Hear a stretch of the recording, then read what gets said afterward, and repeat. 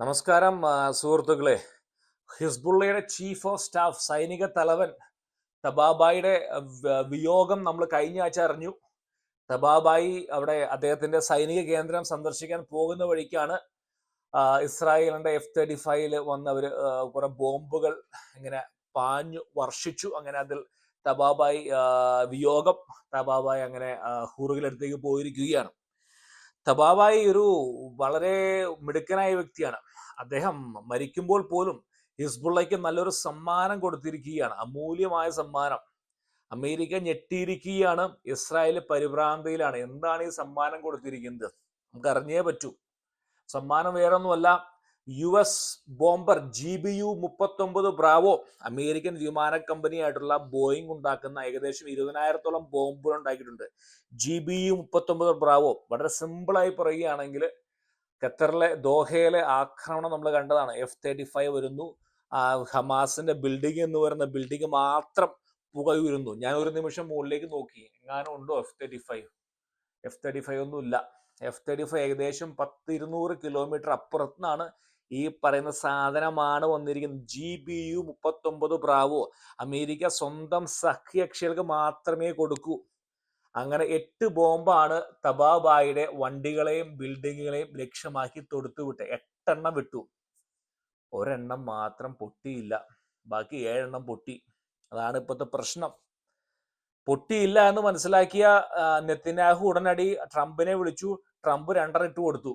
കാരണം അമേരിക്കയുടെ വർഷങ്ങളായിട്ടുള്ള ഇന്നോവേഷന്റെ പരിശ്രമത്തിലാണ് ഈ പറയുന്ന ഈ സംഭവം കണ്ടുപിടിച്ചിരിക്കുന്നത്.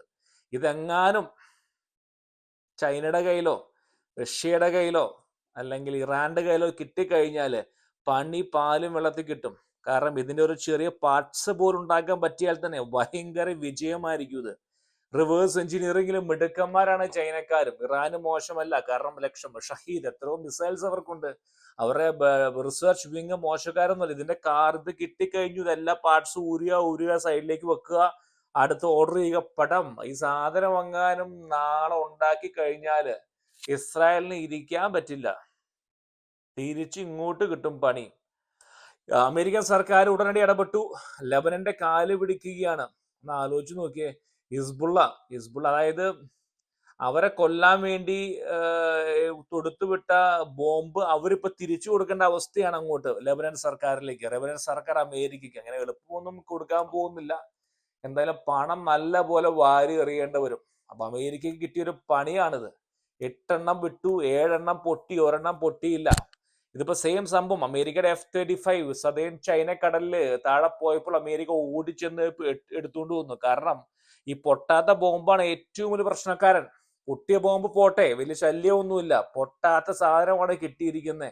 അത് പ്രിസഷൻ, അതായത് 120-200 കിലോമീറ്റർ അപ്പുറത്തുനിന്ന് F-35-ലും F-22-ലും വിട്ട ശേഷം അത് കറക്റ്റ് ഗ്ലൈഡ് ചെയ്ത്, അതിന് പ്രൊപ്പല്ലർ ഉണ്ട്, എഞ്ചിൻ ഒന്നും വേണ്ട, പ്രൊപ്പല്ലർ ചെന്നിട്ട് കറക്റ്റ് ലൊക്കേഷൻ എടുത്തും കളയും. ഭയങ്കര, വേറെ ആർക്കും ഇല്ല ടെക്നോളജി എന്ന് അറിയാൻ കഴിയുന്നത്. അതുകൊണ്ട് അമേരിക്ക ഇതിന്റെ പുറകിൽ തന്നെയാണ്. ശരിക്കും നല്ലൊരു പണിയാണ് കിട്ടിയിരിക്കുന്നത്. ഇപ്പൊ യുദ്ധത്തിൽ പൊട്ടുന്ന ബോംബ് മാത്രമല്ല, പൊട്ടാത്ത ബോംബിനും ഒരു പ്രാധാന്യമുണ്ട് എന്ന് ഇന്നാണ് മനസ്സിലാക്കിയിരിക്കുന്നത്. കിട്ടിയാൽ ഭാഗ്യം, അല്ലെങ്കിൽ ചൈന ഒരു പക്ഷേ ഇതേ സെയിം സംഭവം ഉണ്ടാക്കി വിൽക്കാൻ ആരംഭിക്കും.